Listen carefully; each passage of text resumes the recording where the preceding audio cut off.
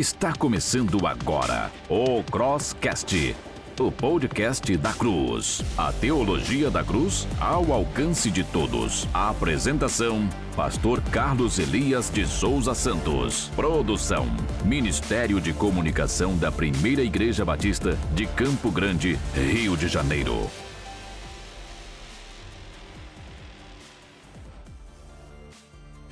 Olá, queridos. Que Deus te abençoe. Que alegria tê-lo mais uma vez aqui em nosso episódio do nosso Crosscast. Eu não sei se dou bom dia, não sei se dou boa tarde, não sei se dou boa noite, não é?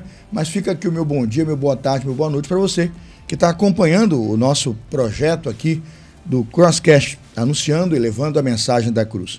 É com muita alegria que nós vamos abrindo hoje o nosso 60º episódio. Isso mesmo, chegamos à edição de número 60 do nosso podcast. E hoje um dia especial porque voltamos ao tema Vidas que Inspiram. E hoje também voltamos ao tema Biografias. Nós temos realizado a partir do ano 2025 esse projeto magnífico de voltar, né, o nosso olhar agora não somente a livros teológicos, a tratados teológicos ou a temas teológicos. Estamos fazendo cotidiano em alguns aspectos e já investimos bastante em biografias. Já passamos aí pelo menos 3 grandes biografias que já marcaram a vida de muitas pessoas, que já deixaram uma palavra de gratidão, deixaram algum comentário elogiando e valorizando o trabalho que foi feito. E hoje não será diferente. Hoje o nosso 60º episódio vai tratar sobre o tema que para mim na mitologia foi tratado com algum cuidado, né? Ícaro, né? Lembra de Ícaro, o homem que queria voar? Hoje nós temos um super-herói que ele não tinha capa, mas tinha asas. É isso mesmo. E não era um pastor, irmãos, era um diácono. Hoje vamos tratar com o tema do nosso podcast, o diácono que voava. O convidado, na verdade, de hoje é o autor do livro. Ele escreveu esta obra. Vou colocar já no início do programa para você ver a obra. O Diácono que Voava, Werner Grimberg. Essa obra foi escrita pelo Dr. Diogo Carvalho e ele decidiu comparecer aqui no nosso Crosscast. E ele, como autor do livro, vai contar um pouquinho dessa biografia. Quero dar a minha opinião aqui. Sensacional. De 0 a 10, eu quero dar 11 aí nessa obra sensacional da Junta de Missões Nacionais, da editora da Junta de Missões Nacionais, da série Vidas que Inspiram, o Diácono que Voava. Dr. Diogo Carvalho, além de ser o autor do livro, ele é também hoje o gerente executivo de desenvolvimento da Junta de Missões Nacionais. Dr. Diogo Carvalho é graduado em Direito, né? É graduado em Teologia, é mestre em Missiologia e doutor em Teologia. Atualmente atua como professor do Seminário Teológico Batista do Sul do Brasil e é hoje um dos grandes escritores da nossa Convenção Batista Brasileira, produzindo materiais maravilhosos. Atua também na UBLA, na União Batista Latino-Americana, e em tantas áreas onde o servo de Deus é chamado a servir. É membro da Igreja Batista do Jardim Botânico, a querida ovelha lá do pastor Jude Clay. Já estamos sentindo saudade do pastor Jude Clay aqui. Eu estou ligando para ele agora para voltar a gravar mais algum episódio conosco. Ele que tem, né, a Pronobis, uma grande editora, produzindo teologia para todo o Brasil. Vou saudar o pastor Diogo aqui com um bom dia, boa tarde, boa noite. Ele vai falar com você da alegria de voltar aqui. Eu já não sei se é o 6º, 7º episódio. Eu sei que agora ele já tem carteirinha de sócio aqui do nosso Crosscast. Pastor Diogo, sua saudação para o pessoal de casa que vai voar conosco nas asas da vida do diácono Werner Grimberg. Muito obrigado, pastor Carlos Elias. Olá, você que está acompanhando o Crosscast nessa edição de número 60. Me sinto honrado e privilegiado de fazer parte desse momento. Espero que durante esse tempo que teremos juntos aqui, que Deus edifique o nosso coração, que Deus nos encoraja por meio de estudar a biografia desse servo de Deus que fez história. Amém. Obrigado, doutor. Vamos orar e com a nossa oração vamos iniciar aqui os nossos blocos, né? Dividimos em 3 blocos para a gente poder ter um tempinho bacana com você aí da sua casa. Senta, estoura uma pipoca, né? Bota um queijo por cima e fica conosco. E se você vai voar, aperta o cinto, porque não pode voar nesse avião sem um bom cinto de segurança. Hoje nós vamos explicar por quê, porque tem clareira, tem mata, né? Tem motor parando, negócio interessante. Você vai gostar muito da biografia do diácono que voava. Vamos orar? Bondoso Deus, amado Pai, nos abençoe aqui em nome de Jesus, nesta hora especial. Alguns estão assistindo pela manhã, alguns à tarde, alguns à noite. Nós estamos hoje em multiplataformas e pedimos que onde houver um servo do Senhor ouvindo esse podcast, que ele seja muito abençoado. Esse é um livro que marcou minha vida, abençoou minha vida. Eu tenho orado para que ele abençoe os diáconos da nossa igreja e tenho orado para que abençoe os diáconos da Igreja Batista do Brasil. É assim que nós cremos, oramos, pedindo a bênção do Senhor, a direção do Senhor e a sua atuação durante todo esse episódio. No santo nome de Jesus oramos. Amém. Vamos lá com a nossa equipe de produção, vamos lá? Vamos para o primeiro bloco. Crosscast, o podcast da cruz. Pastor Diogo Carvalho, Werner Greenberg, né? Eu tenho aqui algumas anotações, eu faço lembrar aqui os irmãos que o diácono ele nasce em 26 de maio de 1910. Em maio só nasce gente boa, pastor. Eu sou de 19 de maio, então só pode perceber que, né, nomes abençoados, gente boa, nasce em maio. Né? Eu, inclusive, eu e minha mãe. Minha mãe é 21 de maio.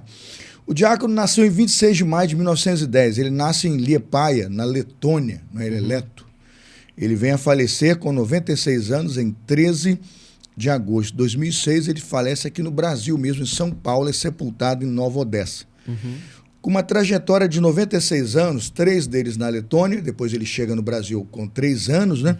Ele inicia uma história assim fantástica.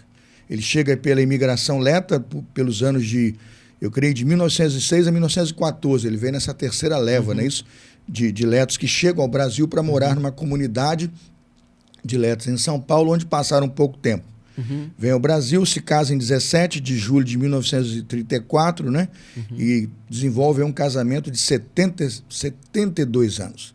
Casa com, ele tinha bom gosto, né? A solista soprano da igreja de Varpa, né? Exatamente. Com ela, Emília Liesmayer, né? Perfeito. Emília Liesmayer. Ela nasce em 5 de março de 1909, na Letônia também, né? E vem a falecer 2 anos depois que o marido faleceu. Ela falece em 15, na verdade 1 ano e meio mais ou menos, né? 15 de fevereiro de 2008. Essa história é bonita que a gente quer contar, né? De um casal que Deus traz lá da Letônia para amar o Brasil. E amar o Brasil muitas vezes mais do que muitos brasileiros que estão aqui com o sonho de ir embora, né? Exatamente. E esse pessoal vem para ficar, cria raiz, a família está aí até hoje e construiu para mim uma das mais lindas histórias. Vamos lá, pastor, conta um pouquinho para nós quem foi Werner Greenberg, o diácono que voava. Sim. Eu comecei a conhecer a história de Werner Greenberg por meio de editar o livro da vida do Dr. Bratcher.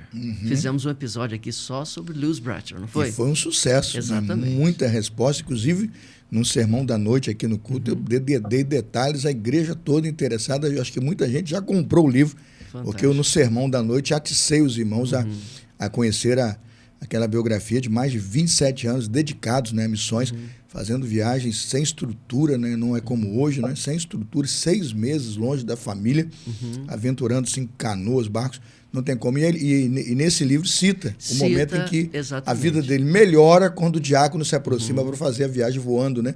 Que ele fazia em 6 meses, fez em 15 dias. Exatamente, a partir de 1951 aproximadamente, exatamente. Aparece na vida do Dr. Bratcher um diácono de São Paulo que tinha um avião que colocou à disposição para essas viagens missionárias. É um avião, né, pastor? Um Taylorzinho, né, pastor? Exatamente. 3 lugares, né? Ele pesava vazio pouco mais de 450 quilos. Imagina, que coragem. Então, tinha partes de ferro e até de tecido, né? Para ele ficar leve. Você tem noção, né? Exatamente. E a partir desse momento que eu encontro o Werner Greenberg, eu começo a interessar pela figura dele. Depois, estudando sobre a Operação Jesus Transforma, a Transtotal lá da década de 70, eu encontro o Werner Greenberg mais uma vez. Aí eu pergunto, quem é esse sujeito? Eu quero conhecer mais. Comecei a pesquisar na internet sobre ele, encontrei muita coisa interessante. E um dia eu cheguei no gabinete do então diretor executivo de Missões Nacionais, à época, pastor Fernando Brandão, e disse assim, pastor Fernando, o senhor já ouviu falar de Werner Greenberg? Ele disse, não. Eu comecei a falar para ele acerca da história do Werner Greenberg. E ele falou assim para mim, uma frase que eu não esqueço. Diogo, eu queria que você visse o brilho nos seus olhos quando você fala de Werner Greenberg. Eu falei assim, realmente, eu comecei a amar esse irmão. E então aprofundei minha pesquisa. Em janeiro tem 2 anos, eu passei férias com a minha família em Monte Verde. Daqui a pouco a gente chega em Monte Verde. Curiosidade, pastor. Você deu um golpe na esposa, não deu, não? Como é que o camarada, marido, conjuga férias com o trabalho, pastor? O senhor abriu o coração para ela que o senhor estava indo trabalhar? Isso. Eu disse para ela, olha, nós vamos fazer uma viagem de ela férias. Ela está vendo, hein? Sim. É bom testemunhar direitinho. Sim. Eu falei, nós vamos fazer uma viagem para conhecer Monte Verde e, ao mesmo tempo, eu quero aproveitar a parte do tempo para entrevistar algumas pessoas. E ela concordou? Ela concordou. A minha não concordaria, não. Foi uma viagem muito boa. Mas eu estou devendo um retorno a Monte Verde. Mas imagino que foi sensacional. Foi, né? foi eu vi os vídeos da cidade, a gente está cortando um pouquinho, mas que lugar aprazível. Isso. Tem vídeos encantadores, né? Ele chega a citar que ele vai para a região por tudo isso que ele viu. Ele chama de paraíso, né? Ele fala que é paraíso na terra. É fantástico. Daqui a pouco a gente volta para Monte Verde. Sim. Então, eu fiz essa pesquisa lá na cidade também e encontrei uma personagem incrível. Eu busquei até perguntar às pessoas se tinham algum detalhe que pudesse manchar ou macular de alguma forma a biografia dele. Não encontrei. Ele era um homem extraordinário. Ele vem para o Brasil com a sua família aos 3 anos de idade. Se instalam em São Paulo, que foi um lugar oferecido pelo governo. Eles chegam pelo Porto de Santos. Mas ali não encontraram boas condições de vida. E eles então vão para outros lugares. Eles chegam a São José dos Campos, porque lá tinha já alguns letos que vieram antes.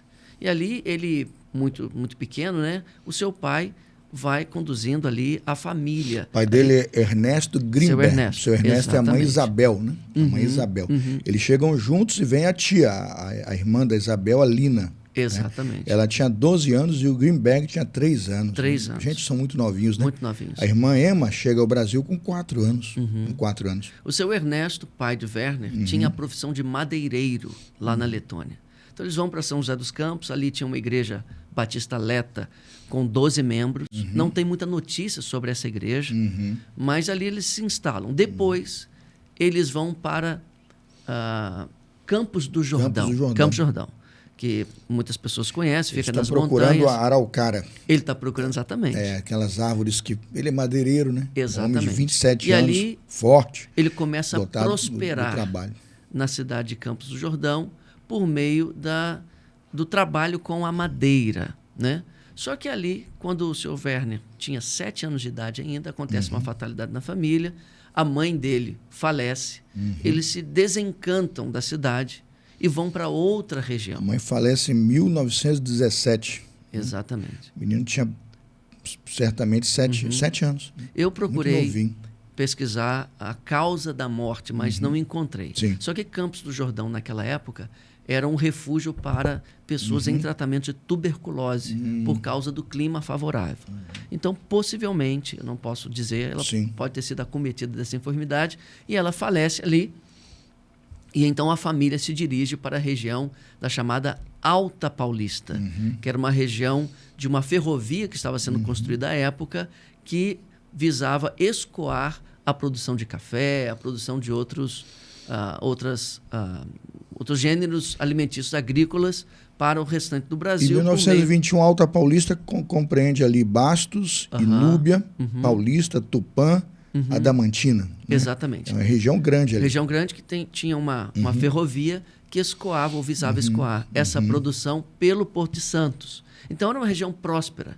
E o seu Ernesto, como empreendedor que era, ele pensou, eu vou me instalar ali, muitas cidades estão em formação e para a construção das casas precisam de madeira. E é o que eu sei mexer. Então ele começa a comprar terras, extrai madeira e com essas madeiras muitas casas são construídas ali naquelas cidades, ali em Bastos, onde eles se instalam. E ele então começa já tinha uma certa prosperidade da cidade anterior, começa a avançar na produção empresarial e a família ela tem esse avanço financeiro nessa ocasião. O seu Werner vai aprendendo a profissão de madeireiro com o seu pai. Ali, por volta de 1922, no início da década de 20, mais letos chegam do país de origem, fugindo de condições adversas do ponto de vista político, econômico, se instalam nessa mesma região. Há uma grande colônia ali na cidade de Varpa, né, que é Tupã. 2 colônias, Palma e Varpa, muito próximas, 5 quilômetros uma da outra. E nesse lugar, é bom que se diga, muitos não conhecem essa história. Havia uma igreja batista na década de 20, com cerca de 1.800 membros. É a 14ª igreja fundada no Brasil. Puxando a linha de organizações de igreja, ele é a 14ª igreja fundada no Brasil, tá? Na história dos batistas, né? É uma linda história. Linda história. Ali, seu Werner passa a sua juventude. Eu não encontrei o registro do batismo dele, fiz contato com a igreja Leta, né, a Associação Leta, mas tem as atas muito antigas escritas em Leto, não foi possível pesquisar a tempo. Mas eu acredito que tenha sido lá que ele se converteu e foi batizado. Com certeza foi. Ali também ele conhece aquela que viria a ser a sua companheira por mais de 70 anos. A solista, né? A solista do... Ele se apaixonou. Exatamente. Alguns vão pelo estômago, né? Alguns ele foi pela voz, pela né? voz. Ela filha de um diácono daquela igreja, um diácono importante, seu João Lesmaier. Isso aí. E seu Werner, então, passa a juventude ali e se casa naquela região. E é importante perceber que aquela igreja, Leta, era extremamente missionária. Os letos que vieram para o Brasil, eles logo perceberam que deveriam evangelizar essa nação. Na verdade, eles já haviam passado por uma espécie de avivamento ainda na Letônia e trouxeram esse ardor missionário evangelístico para o Brasil. Eles se esforçaram para aprender a língua portuguesa e evangelizar não apenas os brasileiros, como outras etnias, outros grupos de outras nacionalidades que vieram da Europa também no mesmo período. Eles criaram agências missionárias para avançar a plantação de igrejas dentro do Brasil e na América Latina, como, por exemplo, um empreendimento que houve ali na Bolívia, em Rincón del Tigre. Veja, o que me chama a atenção é exatamente isso, pastor. Hoje, eu vejo denominações que muitas vezes fundam igrejas, e falo fundam com muito respeito, fundam igrejas, trabalham igrejas para si mesmas, né? Para suas famílias, para seus parentes, né? Igrejas fechadas ali para o seu nicho, né? De trabalho. E não há compromisso com o crescimento, com a evangelização. O sujeito vem da Letônia, morar num país estranho, monta uma comunidade de batista para letos, mas com visão missionária. Eles vão parar lá na Bolívia, comprando terreno, construindo templo. Tem um momento em que eles treinam o menino que vai ser o futuro piloto, a visão desse pessoal. Não é um negócio solto, não. Com um princípio meio... É estratégico. O que me chamou a atenção ao ler, a gente que é pastor, né? Falei, olha a visão estratégica desses pastores, dessas igrejas, que já estão pensando no amanhã. Se não é o pastor, aí depois a gente vai ler o nome dele, que foi treinado para pilotar os aviões, o Rincón del Tigre não tinha mais as viagens. Então, esse menino vem, acho que ele não tem nem 2 meses, não sei. Acho que com 2 meses eles colocam esse menino no avião, traz, e só volta quando está pronto para ser pastor, piloto e cuidar da comunidade. Visão estratégica. É um alerta aos pastores que têm igrejas hoje, que não fiquemos voltados para dentro, que a missão da igreja é ir. Né? É Jerusalém, né? Jerusalém, Judéia, Samaria e confins da terra. Missão simultânea. E os letos nos dão uma aula de missiologia, de compromisso com a evangelização. Desculpe interromper, mas acho importante essa fala para mostrar a visão estratégica que toda igreja de Cristo precisa ter ao ser plantada. Ela planta para plantar igrejas. Ela planta para evangelizar pessoas. Né? E essa igreja ali de Varpa foi a incubadora missionária do diácono que voava, do seu Werner Grimberg. Ali na sua juventude ele adquire essa paixão, esse ardor evangelístico que o acompanharia durante toda a vida. Por volta de 1936, ele com 20 e poucos anos de idade, já casado, ele vai para Bastos, uma cidade em São Paulo, e ali uma igreja, por meio de seus esforços, não apenas dele, mas de outros que o acompanharam nesse empreendimento, de 50 membros é fundada ali na cidade de Bastos, em São Paulo. Por que ele olhou para Bastos? Bastos começou a receber muitos imigrantes japoneses e precisavam construir casas.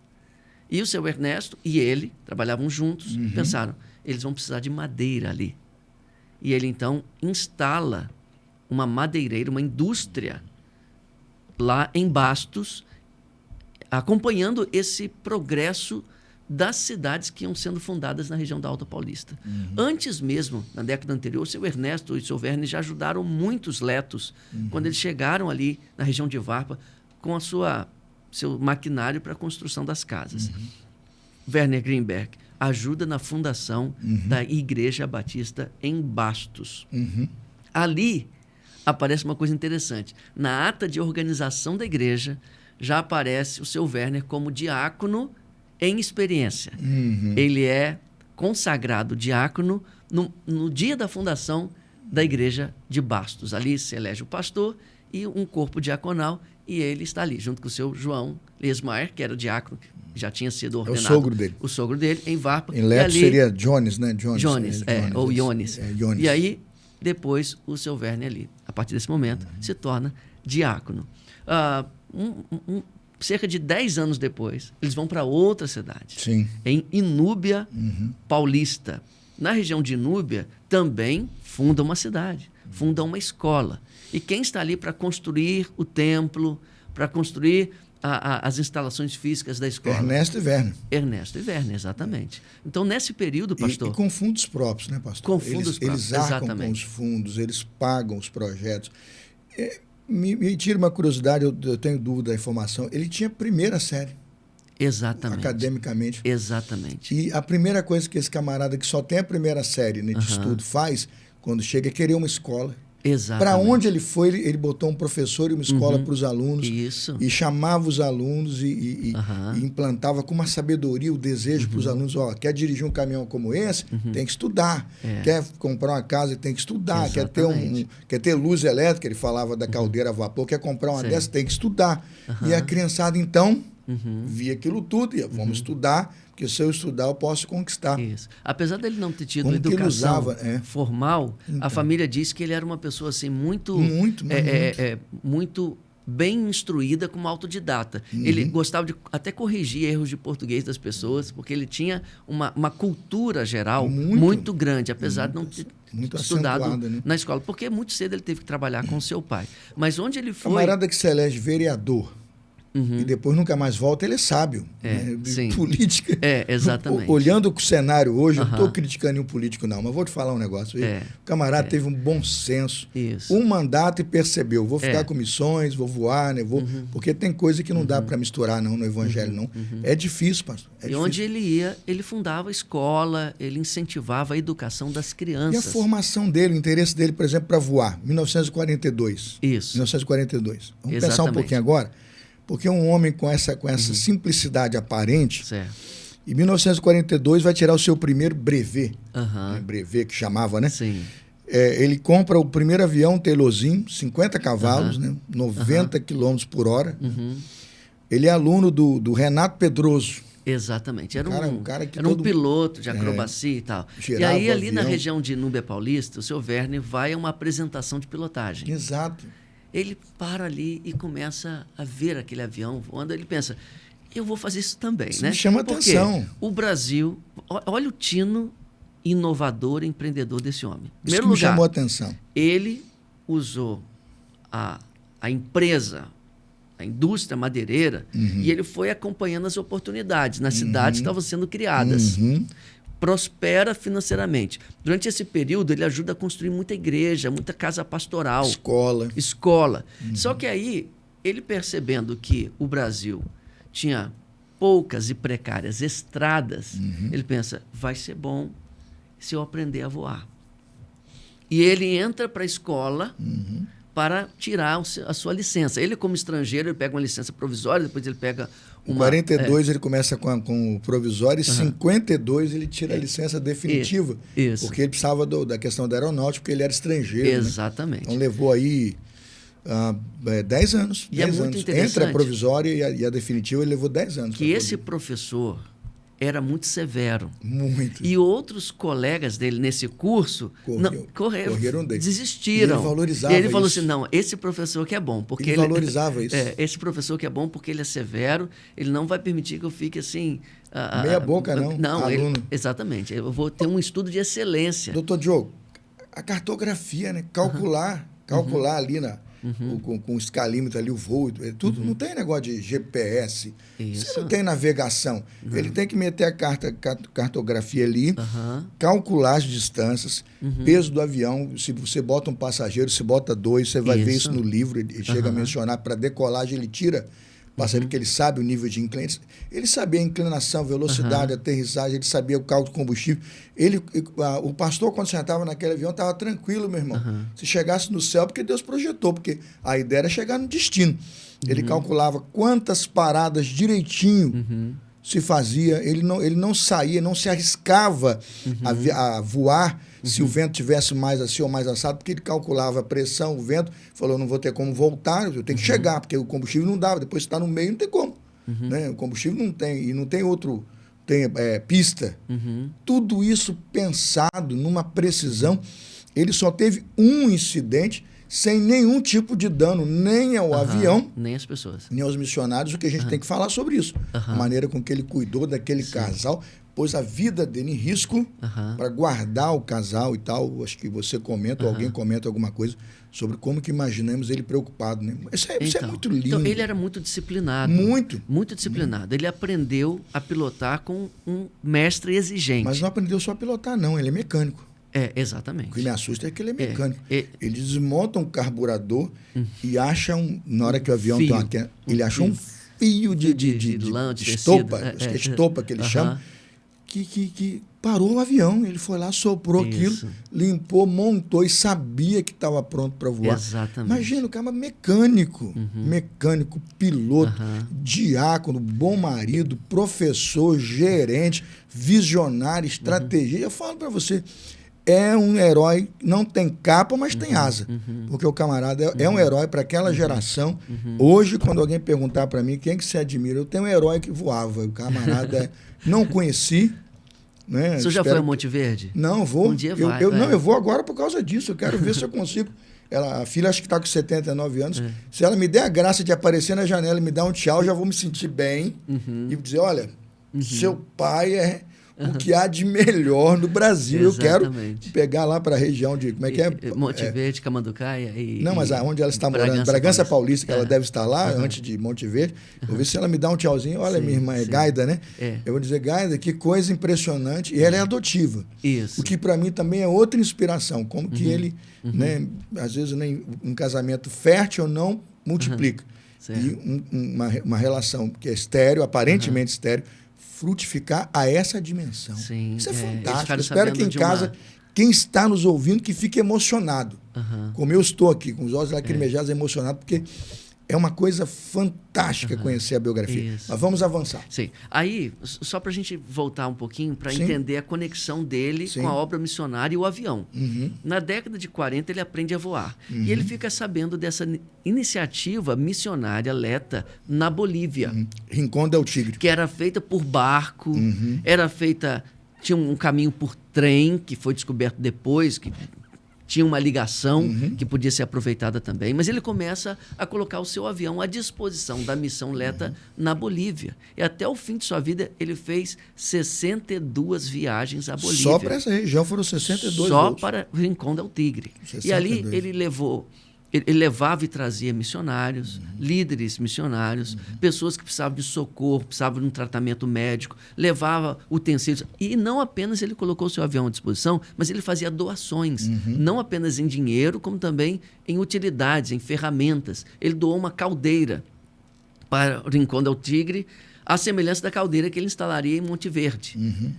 Então, ele era um investidor na obra missionária. Ele era uma espécie de precursor de business as mission, né? Como a gente fala hoje em missiologia, o aproveitamento para a obra missionária da atividade empresarial. E visionário, né? Quando ele troca o avião, o Taylorzinho, por um Stinson, né? Stinson Voyager, né? Sim. Creio que é isso, 4 lugares. Ele coloca a mãe, um menino de 2 meses, traz para Bragança Paulista e faz dele pastor e piloto de avião. Isso. Pastor Samuel Johnson. Exatamente. Meu Deus exatamente. do céu. Essa mãe é uma biografia insuperável. De um tratamento aqui em São Paulo, e ele traz. E ele pastor ama Samuel tanto, Johnson. Ele ama tanto aquela criança que essa criança cresce e ele quer, de forma intencional, investir para que aquele menino que ele havia transportado, recém-nascido, se tornasse um piloto para substituí-lo nessa atividade de transporte de Rincón del Tigre. E assim foi. E assim foi. Pastor, vamos dar um intervalozinho rápido para o senhor tomar uma água, fazer uma revisão aí nos pontos que vamos abordar. E eu espero que quem está em casa agora, passe o link agora para mais um. Né? Você que está em casa agora assistindo, pega a sua rede de contatos, copia o link aí, tem um compartilhar, não tem aí agora? Por favor, compartilha para mais gente conhecer essa biografia. O nosso herói, né, sem capa, mas que voava. Um super-herói, Batista, né? Batista Leto, né? Que Deus abençoe essa biografia linda. E agradecemos muito, pastor Diogo, por você ter parado para contar essa história. Vamos para o intervalo, pessoal, a gente volta já. O Crosscast volta já. Fique ligado.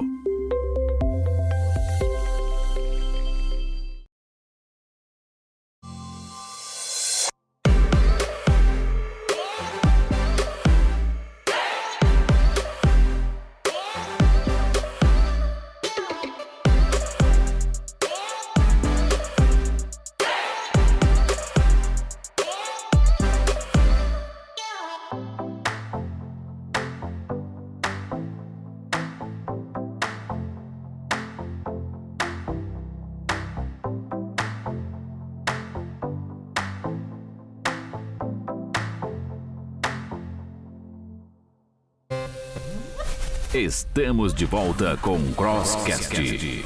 A apresentação: Pastor Carlos Elias.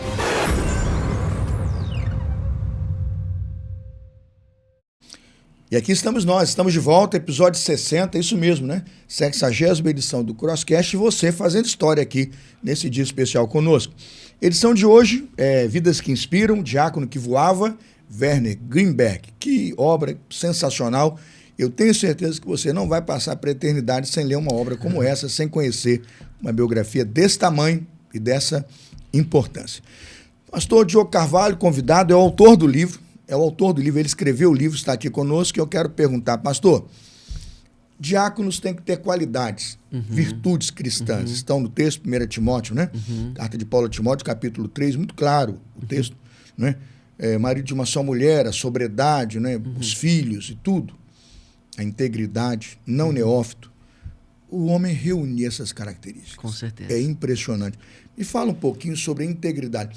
A Polícia Federal deu testemunho do nosso diácono, pastor? Sim, exatamente. Como ele fazia essas viagens à Bolívia, era comum ali na região de Corumbá, se não me engano, ter um posto ali da Polícia Federal que iria fazer uma vistoria no avião. Se o avião não passar por ali, no céu pode derrubar. Né? Exato. A aeronáutica tem que passar pela inspeção e seguir. Na década de 40, o problema não eram propriamente as drogas, mas o contrabando de mercadorias. E o senhor Werner, ele mesmo fazia vistoria, ele não permitia que entrasse nenhum contrabando ali. Quando ele queria trazer algum tipo de material, algum tipo de produto da Bolívia, até mesmo para uso pessoal da família, o que ele fazia? Ele vinha de avião e comprava já no Brasil, pagando mais caro, aquele produto já tributado, já acrescido dos valores dos atravessadores, para dar um bom testemunho. Até chegou ao ponto que a Polícia Federal parou de vistoriar o avião dele, porque ele disse assim, olha, podem confiar que eu mesmo faço a vistoria do meu avião. Então, ele não permitia que ninguém entrasse. Porque, às vezes, a pessoa até, assim, inadvertidamente, traz alguma coisa de outro país, não passa pela alfândega, não recolhe os tributos, e aí a fiscalização poderia pegar. Mas ele não permitia. Ele mesmo se colocava como esse fiscal. E a Polícia Federal passou a confiar no seu Werner e disse, olha, esse avião aí não precisa nem parar, nem vasculhar, porque esse homem é confiável. Que testemunho e que importância tem isso hoje, né? Que valor, né? Que coisa magnífica, que orgulho santo a denominação pode ter e tem que ter de um diácono dessa nobreza. 1950, Lewis Malen Bratcher, Vale do Tocantins. Sim. Avião novo, né? Eles apelidaram de Bandeirante. E como isso contribuiu, pastor, para o avanço da junta nesse novo Bandeirante 2 que ele comprou para fazer o Tocantins, né? Eles visitaram o Tocantins 3 vezes, todo o Vale do São Francisco que o outro visitou em 6 meses, eles fizeram em 6 dias. 6 dias. Fala um pouco sobre isso, que bênção esse casamento do diácono que voava com o Lewis Marlin Bradshaw. Foi uma bênção para a junta, para missões, para o Brasil. Nós ganhamos muito aí em termos de tempo e investimento, né? Dia desses estávamos refletindo lá em Missões Nacionais com os líderes sobre o que nós chamamos de fatores de aceleração em missões. Sim. Um desses fatores é a tecnologia. A tecnologia, ela adianta, ela compra tempo. Então, imagine um líder como o Dr. Bradshaw, que viajava, passava 6 meses fora, pegando barco. Nós falamos isso, né, no episódio do Dr. Bradshaw, né? A gente comentou isso. Comentou isso. E agora, ele tem um avião à sua disposição. É 6 meses e 6 dias. Exatamente. E tudo visitado direitinho, com parada, no mesmo tempo de parada, que o resto era só viagem, era deslocamento. Aqui ele não contava o deslocamento, mas ele passia tempo de qualidade no lugar. É uma coisa fantástica. Exatamente. Ele visitava os missionários, visitava novos campos, visitava crentes, fazia incursões evangelísticas. O Dr. Bradshaw era um grande evangelista. Então, nisso estava o diácono que voava. Muitas vezes em pistas de pouso improvisadas, mas ele era um hábil piloto, então ele estava ali sempre. E ele acompanhava o Dr. Bradshaw até quando o avião pousava, tinha que pegar uma canoa, pegar alguma coisa. Ele ia com o Dr. Bradshaw também em um episódio ali da Pátria para Cristo, uma menção, disse que o diácono Werner Greenberg era um exímio remador. Ou seja, ele também... Remava. Ele remava. Ele estava ali para fazer missões, não só para pilotar. Orgulhoso de estar ali com aquele time, com aquelas pessoas. Isso. Ele falava disso com muita alegria, desses homens de Deus com quem ele conviveu. Ele reverenciava os nossos missionários, os respeitava e se colocava no seu lugar. E quando alguém às vezes queria botar uma asinha fora, ele dizia, não, nós estamos aqui para cumprir o chamado do mestre. Alguém queria parar para passear, tem um negócio desse lá. Parar aqui para passear um pouquinho. Não, hoje não, nós estamos aqui cumprindo ele era muito o chamado do mestre. Disciplinado. Ele reconhecia a liderança do Dr. Bradshaw, mais tarde com o pastor Samuel Mitch também, e ele estava ali para servir. Ele nunca cobrou nenhum centavo de combustível, de manutenção da aeronave dele. Tudo foi doado. Não apenas o transporte em si, mas a sua vida estava como uma doação. Ele se colocava como uma doação. Ele usou o avião, o querosene, o combustível. Isso. De aviação. Ele resolvia tudo. Ele fechava as paradas para estacionar o avião, os lugares onde o avião ficava estacionado. Comprava o combustível, abastecia a aeronave, fazia tudo, toda a manutenção. Até os cálculos de tudo ele fazia. Isso, plano de voo, muitas vezes se orientando pela bússola e pelos acidentes geográficos. Uma montanha, um rio, alguma coisa, porque é assim que ele voava. E o Dr. Bradshaw foi muito grato a ele. O Dr. Bradshaw chega a dizer que em determinado ano, salvo engano, foi 1951, 52, foi o ano em que ele mais fez viagens, o ano que ele mais visitou os campos missionários, o ano mais 1951, produtivo. Ele registra 1951. A sua gratidão, porque ele viajou, foi a maior visitação que ele fez em todo o seu tempo. Foi 51, 1951. Porque foi o primeiro ano que ele passou a voar. Depois de 52 foi o maior também. Né? Ele registra isso, né? Exatamente. E tem um fator aqui. Depois que o pastor Dr. Lewis Marlin Bradshaw vai falecer, aí eu não entendi bem. Ficou meio que sem contato da junta com o piloto. Isso, perdeu-se esse elo. Perdeu-se. Na época do pastor Davi Gomes, que enfatizou mais a evangelização por outros meios. Há um espaço, há uma lacuna de fato. Aí o pastor Rivas Bretones, é que vai apresentar o pastor Samuel Mitch, 1968, 1978, não é isso? Ele apresenta o pastor Samuel Mitch ao diácono Greenberg, que obviamente avaliou as condições e passou a ser aceitou ser o piloto do Samuel Mitch por todo o Vale do Tocantins, Araguaia, Transamazônica, né?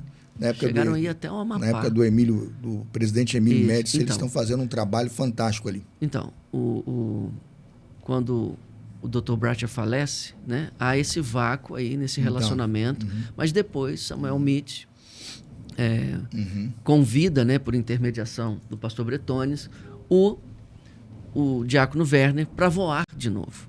Nessa época ali, início da década de 70, o governo Médici estava abrindo a chamada Rodovia da Integração Nacional, que era Transamazônica, 1.000 quilômetros de extensão.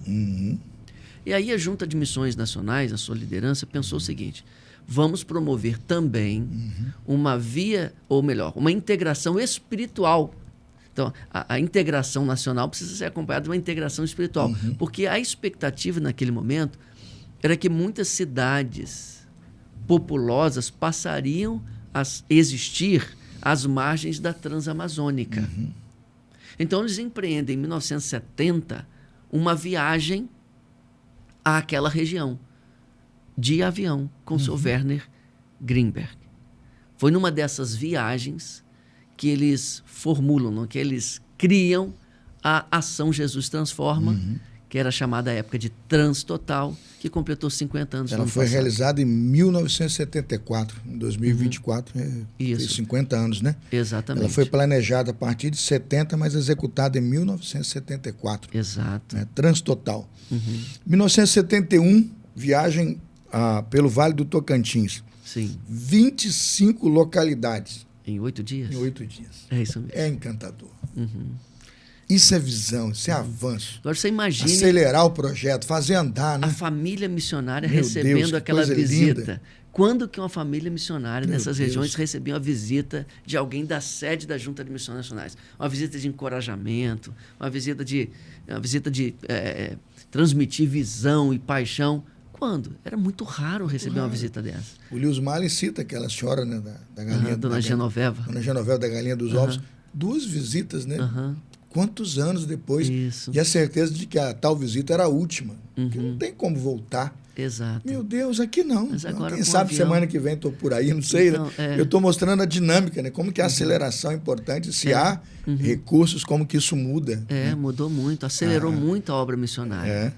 Setembro de 1971, já se havia voado 70 mil quilômetros. O homem anotava tudo. O homem fazia todo o cálculo, tá, com abastecimento. Em 1971 já haviam voado 70 mil quilômetros, irmão. É muita coisa. É muita coisa, né? Imagina o custo de todas essas viagens. Pastor que e voava. o investimento Você sabia que tem o diácono que voava. Agora, deixa eu falar, tem o pastor que voava. Aí você vai citar alguns aí, porque teve alguns. Mas eu quero citar o meu preferido. Então vamos lá. O pastor que voava, Belardinho de Amorim Pimentel. A nossa igreja, irmãos, teve como 17º pastor o Belardinho. Ele foi pastor aqui 20 anos. Pastoreou aqui de 70 até 94, mais ou menos, né? 70 a 90, dá 20 anos. Ele chega em 74, 93, dá 20 anos. Eu sei que ele completa 20 anos como pastor. É o 17º pastor da PIB Campo Grande. Você sabia que ele, como pastor, voava? Ele também voava com o Grimberg. 1975, o avião da Cessna. Eles vão para Tocantins. Nessa viagem estavam presentes o pastor João Duduch, é isso? João Duduch? É João Duduch, ou Duduc, não sei. Presidente da Junta de Missões Nacionais. Quem que está nesse avião Cessna? Em 75. O João Duduch, pastor Belardinho de Amorim Pimentel e o Werner Grimberg. Que emoção, pastor. Aí, pessoal da Primeira Igreja Batista de Campo Grande, aqui nesta mesa, aqui, ó, aqui no nosso estúdio, o nosso pastorzão voou no avião. É, isso aí. Aí eu vou fazer agora a biografia do pastor que voava. Vou escrever também para contar para você a história desse magnífico homem de Deus, que foi o Belardinho de Amorim Pimentel, o maior plantador de igrejas que eu conheço. Né? Existem outros no Brasil, mas eu convivi com esse homem de Deus. Quando eu cheguei aqui em 2007, ele veio aqui, ele era pastor aqui do Juari, pertinho, me agradecer, me dar os parabéns por assumir uma igreja na qual ele pastoreou. E foi um dos meus melhores amigos por todos os anos que eu vivi e convivi com o pastor Belardinho. Pastor, bota fé nessa biografia aí, pastor. E vou escrever alguma coisa, porque aqui, né? 17º pastor, pastor que voava, né? Eles voaram, e eu não tomei nota, mas assim, tem um percurso enorme. Você detalhou. No livro detalhe. Enorme. Sim. Enorme. Eu falei, pastor Belardinho, eu vou contar a sua história no púlpito aí da igreja, porque o pessoal não deve nem saber que o senhor voou, não é no tico-tico, não, no teco-teco, né? Nesse caso o Cessna já era mais. Nesse caso aqui já era nesse caso aqui é um Cessna, aí já tem mais respeito. E tem uma história interessante sobre esse Cessna, que é o seguinte. Fala. Na década de 70, por conta dessa extensão territorial do Brasil e a intenção de evangelizar os interiores, Missões Nacionais levantou uma campanha para comprar um avião. Sim. Certo? Então, chegou a arrecadar fundos e tal. Aí ele fez assim, ó, não. Ele fez não. Ele não precisa, pode usar o meu. Novo e exatamente. Lindo isso. Eu vou comprar esse avião, lindo. Eu vou comprar esse avião e eu vou colocar à disposição de Missões Nacionais sem cobrar nenhum custo para Missões Nacionais. Oh, meu Deus, levanta diáconos como esse hoje, seu 2025. Mais 50 desses a gente vai chegar lá na Antártida, evangelizando lá. Meu Deus do céu, coisa linda. É isso mesmo. Que bom, né? Teve um episódio também bem curioso, pastor. Estava o pastor Samuel Mitch e o diácono que voava. Agora é o pastor que dormia, né? Exatamente. Agora a parte triste do episódio é que o diácono cansa, né? Exato. O diácono cansa. Vamos lá, o diácono que dormia. Vamos lá. Agora é o bloco 2, o diácono que dormia. Vamos lá. Vamos lá. Teve um episódio que eles pernoitaram em Marabá, no Pará. Sim. Muito mosquito, muito calor. E o seu Werner não dormiu bem aquela noite. Não. Mas eles saíram cedo. E ali estava o Cessna, ele tem a cadeira do piloto. E ali do lado o passageiro, como a gente coloca no carro, né? Aquela pessoa que está ao lado ali à frente. Mas ali tem um manche também. Tem um manche também. Tem os pedais ali. Exatamente. E aí o seu Werner falou assim, pastor Samuel Mitch, tá vendo esse negócio aqui, esse instrumento aqui? É só manter o avião alinhado. O senhor pega aqui o manche, que eu estou muito cansado, eu preciso descansar um pouquinho. E ali, o seu Werner se inclina ali e tira uma soneca. De roncar. Dava para ouvir. Exatamente. Isso não foi pegadinha, não? Eu não sei, eu acho que não. Só na Seu velho não faria isso, na eternidade eu vou perguntar. Não, eu acho que foi pegadinha. Sincero. Não, ele deve ter dormido mesmo. O pastor Mitch ficou em pânico. Ficou em pânico. Ele orando com o outro pastor que está atrás, dizendo, se ele desmaiou, ele vai aterrissar.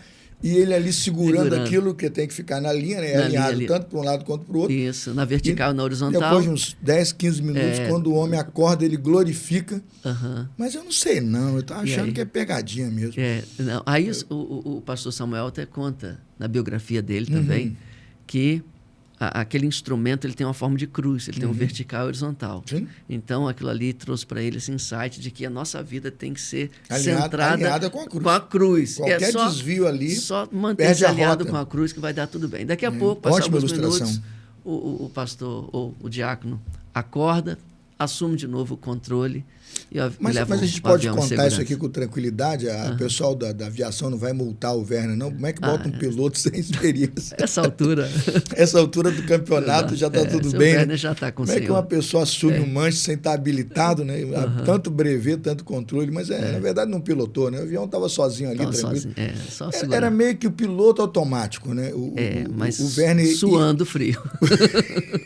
O Werner inaugurou, na minha percepção, o primeiro piloto automático da história da aviação. Se um brasileiro pastor automático. Se o primeiro piloto, se o brasileiro inventou o avião, eu falo que o Greenberg, anota aí, anotou, ele inventou o piloto automático, né? É um ser humano que, sem instrução, navega com o avião. Pelo menos uns 15, 20 minutos ali, ele foi ali direitinho, na rota ali. Parecia uma eternidade. Que legal. Eu imagino. Né? Eu não aceitava, não. Acorda, fica aí que é sua função, né? Eu, pastor, você piloto, vamos que vamos. Mas pastor Samuel Mitch deve ter passado apertado. Vamos para o intervalo, pessoal, rapidinho, um pouquinho de água agora, descansa. Se você vai aí na cozinha, pega um copo d'água e volta, mas não deixa de voltar, não. Volta no sofá, aperta o cinto, vamos para o terceiro bloco, voando nas asas de Werner Greenberg, voando aí com a Junta de Missões Nacionais e com Vidas que Inspiram. Intervalo, voltamos já. O Crosscast volta já. Fique ligado.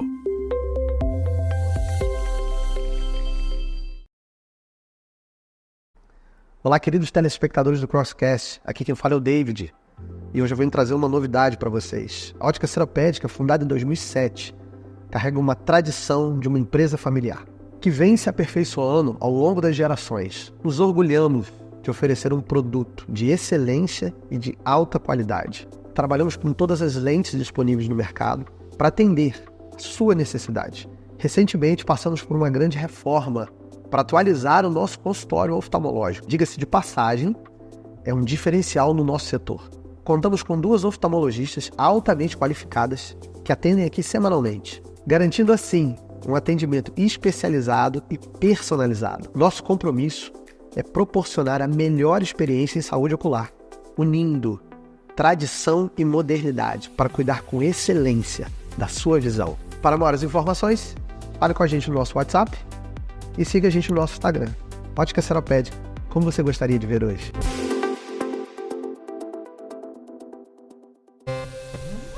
Estamos de volta com o Crosscast. A apresentação, Pastor Carlos Elias.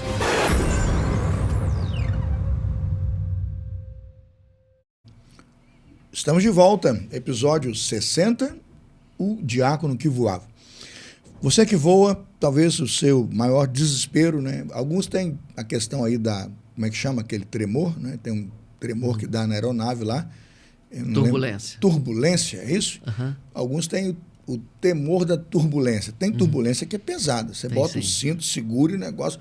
Eu chego com minha esposa e falo, que asfalto esburacado é esse, meu pai? Né? O avião começa a pular. Mas eu acho que a pior sensação de quem voa é o motor parar.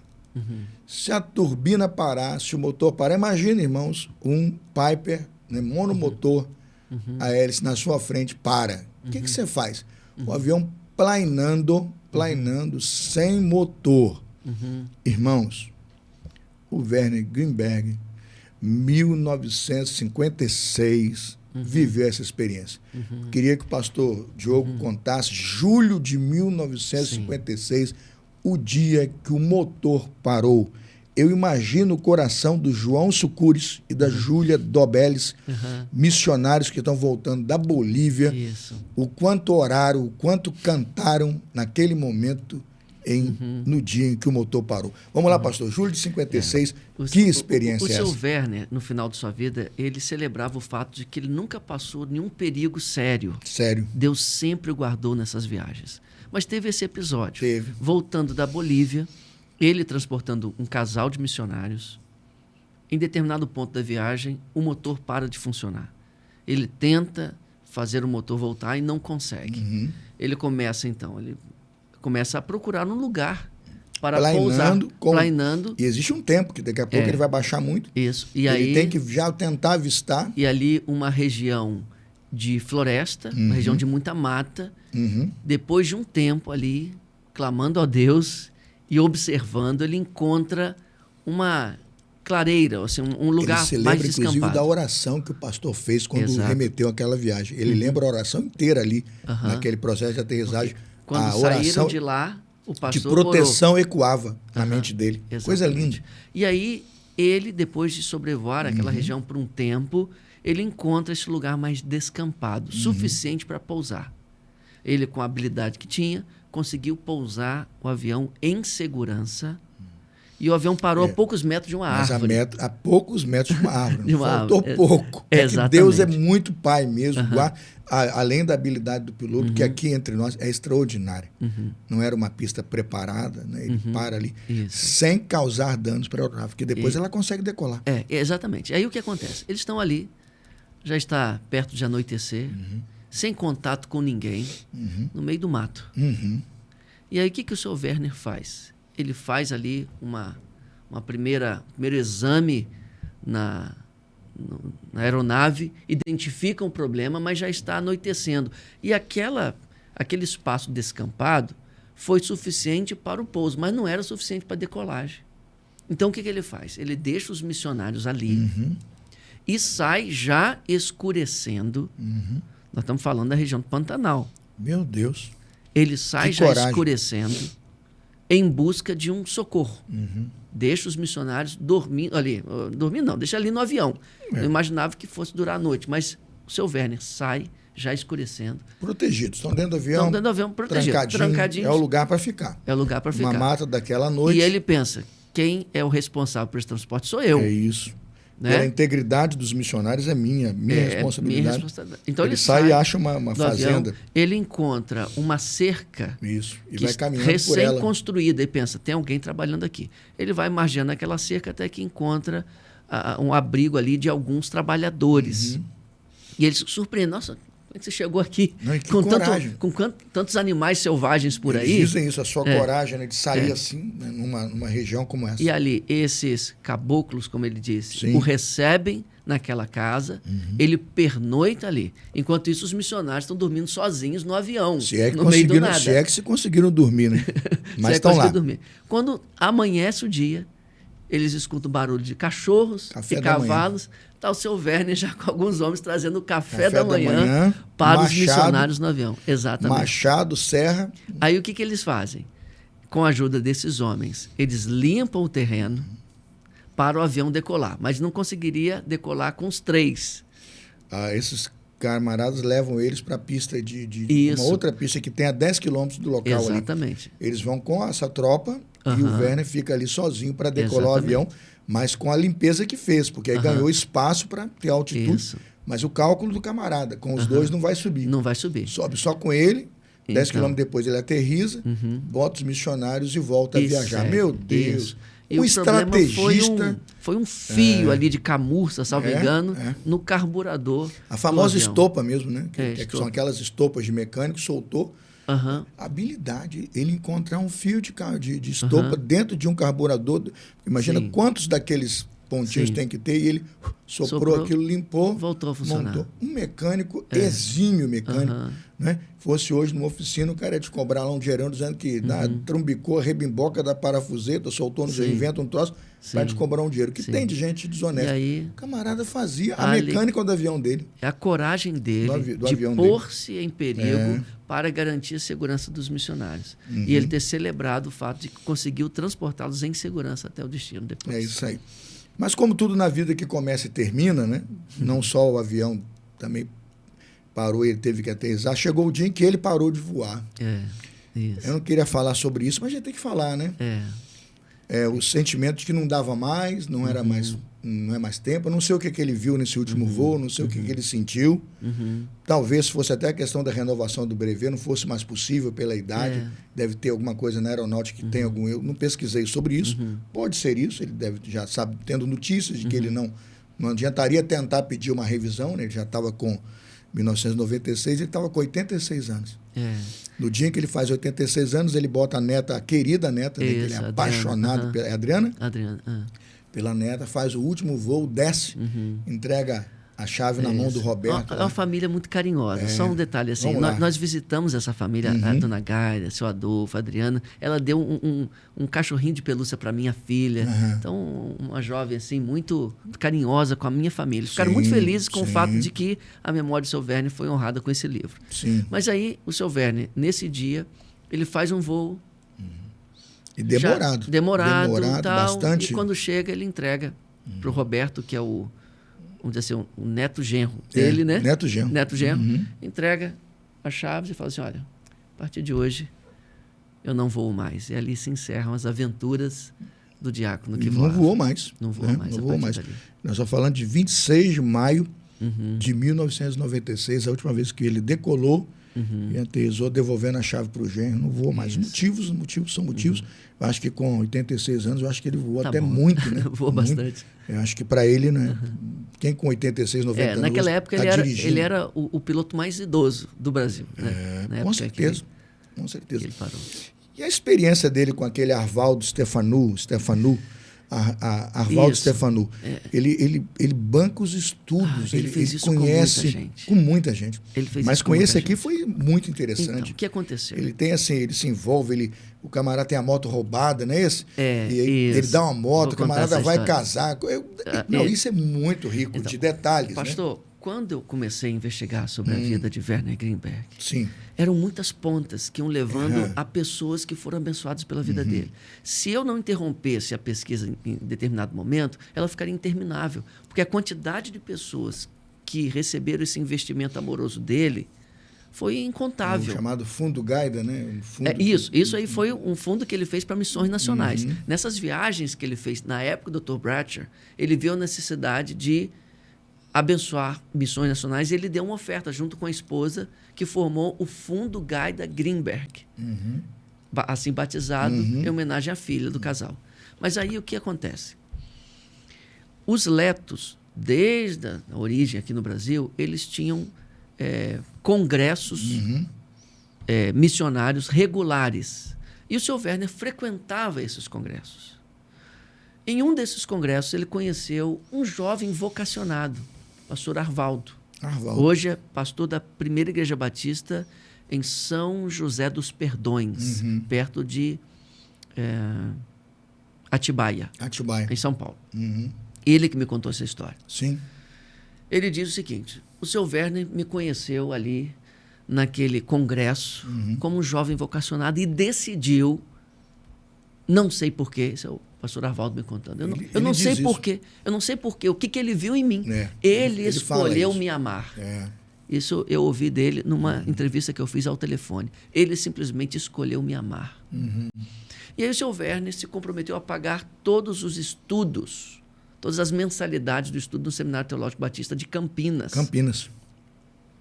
E aí ele pagou todos os estudos do pastor Arvaldo. Mas aí, o que aconteceu?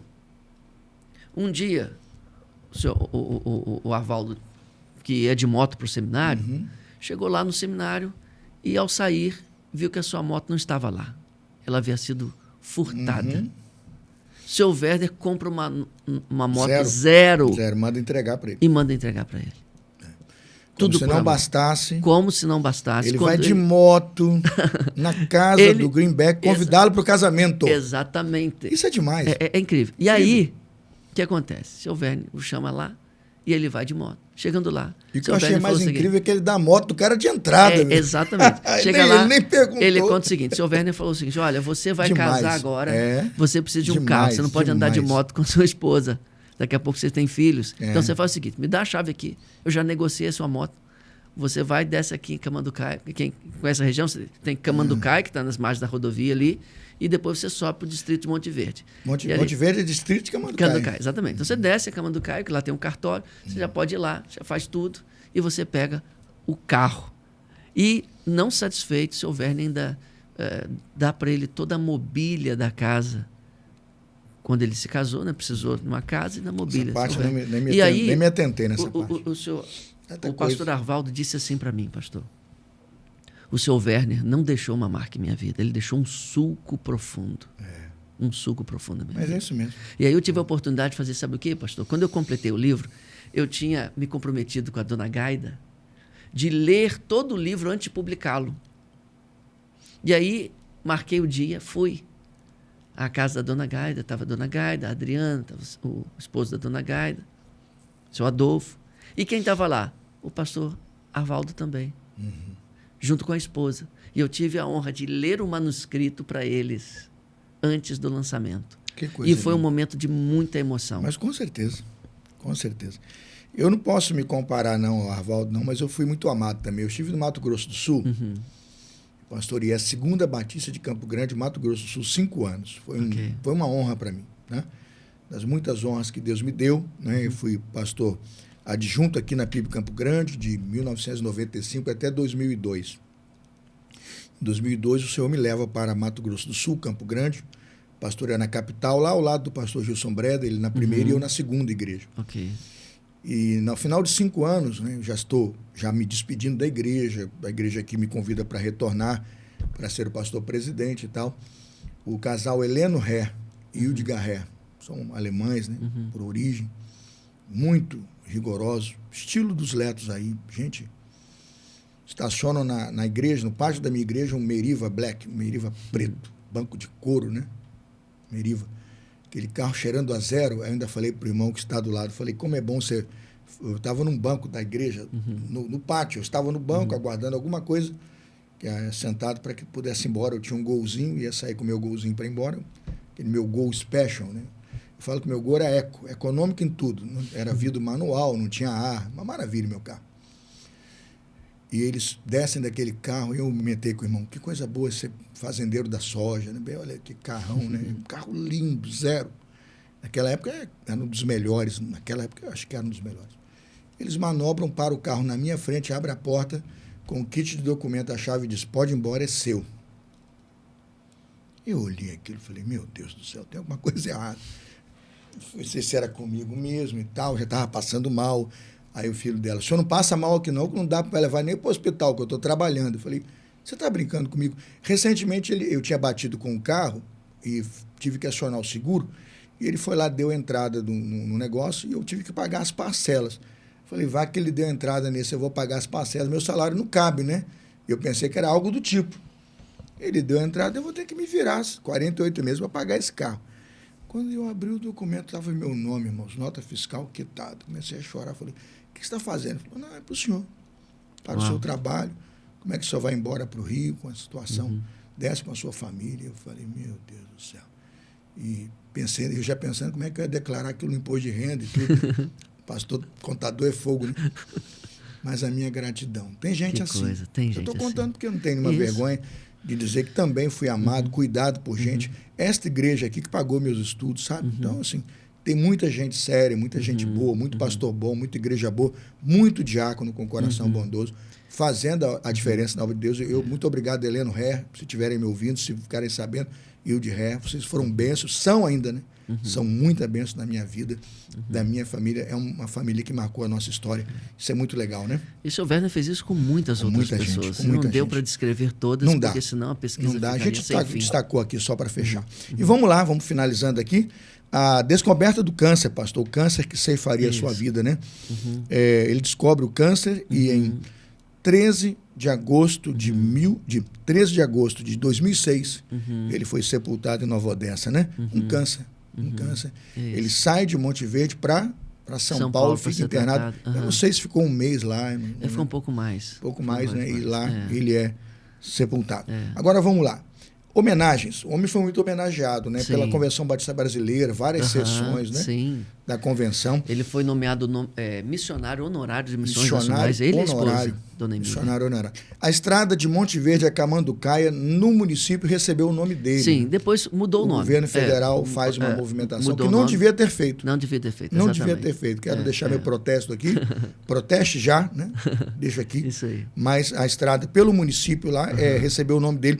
Escola Estadual Werner Greenberg. Está lá até hoje. Está lá até hoje. Passei em frente. Tem foto e tudo. Eu pesquisei, tem um prédio bonito, né? O posto de saúde lá tem o nome da Dona Emília. Da Dona Emília. O posto de saúde é da Emília e a escola é do Werner. Cujo terreno ele doou para a construção da escola. Ele doou o terreno, ele doou uma área de reserva florestal, um madeireiro. Atenção. Doou uma área. Doou o cemitério para a prefeitura. Exato. Que era das terras dele, ele doou. Não, ele fez toda a instalação de água da cidade, a instalação elétrica, e doou para as companhias. A tal caldeira que ele tinha, que era a caldeira da madeireira, que ele ligava a luz e tinha lá, piscava 3 vezes para desligar a luz. Para poder... Isso na década de 50, assim, que não tinha energia elétrica, tinha caldeira, vapor. A cidade era iluminada na caldeira da serraria do homem aí, ó. Exato, ela ficava... O povo tinha luz graças ao diácono. E aí, quando chegava no final do dia... já tinha aquela mensagem. Ela piscava, a luz piscava 3 vezes, daqui a 10 minutos vai apagar, e aí ficava fundador de 3 igrejas. Igreja Batista Leta, Larpa. Não, essa ele não foi fundador. Vamos lá. Essa a igreja chegou lá, mas ele fundou a de Bastos. Perdão. É a de Bastos. De Inúbia. A de... Inúbia Paulista. E a de Monte Verde. A gente nem falou muito sobre Monte Verde, mas a história é incrível. De alguma forma, de Rincón del Tigre. A missão lá, ele participa lá. Ele participa um pouco mais tarde. Mais tarde, com o transporte. Né? E ele é o fundador da cidade de Monte Verde. Exatamente, que se tornou pessoal da produção, depois quiser botar aí. Algumas fotos aí na edição, né? O pessoal da produção, Rodrigo, Caione aí, pessoal Carol, eu podia botar até um pequeno videozinho, pessoal passar um videozinho aí. Vale a só pena para ver um pedacinho, que cidade encantadora. É uma Europa, isso é uma Alemanha no Brasil. Quem já foi assim a Campos do Jordão vai ter tipo um mini Campos do Jordão em Monte Verde, uma cidade que se tornou um destino de turismo, especialmente o turismo romântico ali. Hoje 5 mil habitantes. Ele tem muitos hotéis, muitos restaurantes, cidade gostosa de passear ali nas montanhas, vale a pena conhecer. E ela tem uma característica. Como foi ele que fundou, o senhor conhece Minas Gerais, as cidades do interior, tem sempre o quê? Uma praça, geralmente numa colina, o que está ali? Uma igreja católica. Quem for a Monte Verde, um batista que for a Monte Verde, vai ver uma praça na região mais alta da cidade e uma igrejinha na praça, mas a igreja é batista. É batista. Não é a católica. Uns 5 mil habitantes. E Monte Verde é uma homenagem ao nome do Greenberg. Estava olhando aqui. Exatamente. Greenberg é de origem judaica, vem do alemão, né? No caso, a origem do alemão. Green é verde e Berg, montanha. Isso. Na verdade, montanha, o que alguma aconteceu? coisa assim, né? Quando eles começaram a se instalar lá, as famílias, os letos e depois outros imigrantes, eles pensaram, como é que a gente vai batizar esse lugar? Ele teve um nome antes, que era o nome de um riacho que passava ali, mas eles tiveram que batizar o lugar. E aí o nome Greenberg, em leto, não significa nada. Mas em alemão, Greenberg significa Monte Verde. Monte Verde. E eles resolvem, então, batizar o nome do lugar de Monte Verde, como é conhecido até Que hoje. é uma homenagem ao seu fundador. Exatamente. Pastor Diogo, encantado aí com a sua participação. Muito obrigado por ser o autor de uma obra de relevância. Eu quero dizer para o irmão que eu vou contar isso aqui para os meus filhos e sonho que quando eu tiver meus netos um dia aí nas praias dos meus verões da vida com meus netos, eu vou contar a história do meu herói. Ou em Monte Verde, quem sabe. Ou então levá-los de carro lá, Na montanha. parar numa pousada, uma montanha, pegar um bom chimarrão e sentar com a turma e dizer, olha, essa cidade, olhando lá para ela, né, foi fundada pelo diácono que voava. Um dia que o motor parou, né, o diácono do casamento da filha, né, da Gaida, que não era dele, mas que ele amou. E aí vamos tentar mostrar como tem superação na história do diácono que voava. Recomendar para você, Cauane, vou recomendar aqui, ó, para você esse livro, Diácono que Voava, do Dr. Diogo. Dizer para você, ó, Cauane, tá aqui, não tá? Ó, o link aqui, ó, para você. Entra nesse link agora, a Cauane tá colocando aí agora, e você entrando nesse link aí, né, Livraria Missões Livraria Nacionais. Missões Nacionais. Pastor Diogo me socorrendo aqui, porque eu não estou vendo a legenda. E aí você vai digitando isso aí no seu navegador, vai abrir na livraria, procura na busca o Diácono que Voava. E na descrição do vídeo, vamos combinar aqui agora, pessoal que vai editar, na descrição do vídeo vai ter o link direto para você. Exatamente. Apertou, irmão, compra o livro. Vou fazer mais. Vamos recortar isso aqui depois. Pastor Batista, você que é presidente da Igreja Batista, se você é da sua igreja, recomenda agora, marca o tempo do vídeo, bota, pastor, novembro. Segundo domingo de novembro é o dia do Diácono Batista. Diz assim, olha a ideia que o pastor Carlos deu para a nossa Igreja Batista do Brasil. Qualquer igreja que está me ouvindo agora, e se eu puder eu vou recortar isso, vou replicar isso recortadinho para meu colega pastor receber. Segundo domingo de novembro de 2025, não tem outro livro para você dar de presente para o seu diácono, não. Quantos diáconos tem na sua igreja? 20? Vai agora, igreja. Tesoureiro, organiza. Paga no cartão 6 vezes. Quando você pagar a última parcela, chegou novembro. Ó, faz a conta aí. Então você compra e todo diácono da sua igreja vai receber o melhor livro que ele poderia receber. Falando da biografia de um diácono, da questão das qualidades do diaconato. Tem um capítulo que trata das qualidades, então é bíblico. Eu aqui na primeira igreja, eu não só estou propondo, estou aguardando a resposta aí, que a gente vai fazer a presente, como estou querendo convidar o Diogo, estou aguardando se ele vai poder aceitar, e nós vamos fechar. E você, na sua igreja, pode fazer. Segundo domingo de novembro de 2025, não perca. Faça como presente para o dia do diácono esse livro a todos os diáconos batistas do Brasil. Vamos lá, pastor, eu quero agradecer a sua participação e para agradecer, a gente não tem Pix, não tem dinheiro, aqui é tudo voluntário, serviço gratuito ao reino, né? Como o nosso piloto que pagava tudo, nós não pagamos combustível e avião, mas nós pagamos com gratidão. Peter Williams. Peter Williams escreve uma obra chamada A Surpreendente Genialidade de Jesus. Está aí, ó. A Surpreendente Genialidade de Jesus, de Peter Williams. É o presente hoje para o pastor Diogo Carvalho. Ele é da Vida Nova. Obrigado, Vida Nova, que tem mandado todos os lançamentos, eles mandam na minha casa e eu tenho o privilégio de entregar para os irmãos. Quando eles mandam 2, um fica para mim. Quando não, eu não tenho coragem nem de abrir e ler. Eu gostaria até de abrir e ler para depois entregar, mas não posso, né? É presente, fechadinho, lacradinho, para o Dr. Diogo Carvalho. Peter Williams, A Surpreendente Genialidade de Jesus. Interessante, é uma visão da parábola do filho pródigo, muito rica, que vai ajudar também a enriquecer seu sermão. Presente para o senhor. Pastor, 1 minuto, naquela câmera 1 aqui, sua gratidão e o privilégio de ter feito história comigo hoje aqui no 60º episódio do Crosscast. Eu só tenho a agradecer o Crosscast, pastor Carlos Elias, essa equipe maravilhosa, por mais essa recepção aqui, tão agradável, para essa participação nesse episódio marcante de número 60. E eu quero dizer, especialmente para os diáconos que estão nos assistindo, eu, como filho de pastor, ao longo da história da minha vida, sempre fui muito abençoado pela vida de bons diáconos. Eu também. Infelizmente, nem todos, mas a grande maioria, diáconos preciosos que cumpriam as qualificações bíblicas e cuidavam da minha família. É verdade. Então, eu sou muito grato aos bons diáconos. E uma das motivações para escrever esse livro foi justamente honrar a vida de diáconos tão valiosos que abençoam a igreja, abençoam a família pastoral. Então, querido diácono, muito obrigado pelo seu apoio à obra missionária, à igreja, aos pastores, aos seus filhos, à esposa. E, como escrevo na introdução, eu vi isso num livro sobre diáconos. Diáconos são ideia de Deus. Foi Deus que inventou esse negócio. É verdade. Então, diáconos são preciosos, que Deus continue abençoando a vida de vocês. Espero que esse livro ajude a inspirar aí seu coração a continuar servindo. Amém. Segundo Atos 6, diáconos são solução e não problema, né? Exatamente. São a solução e não problema. Pessoal, valeu. Episódio 60 foi para conta, está terminado. Espero que você tenha gostado. Se você gostou, dá um like. Se não gostou, dá um dislike. Não tem problema não. Pode comentar também. Faça sua análise aí no comentário. Não faz só no chat, não.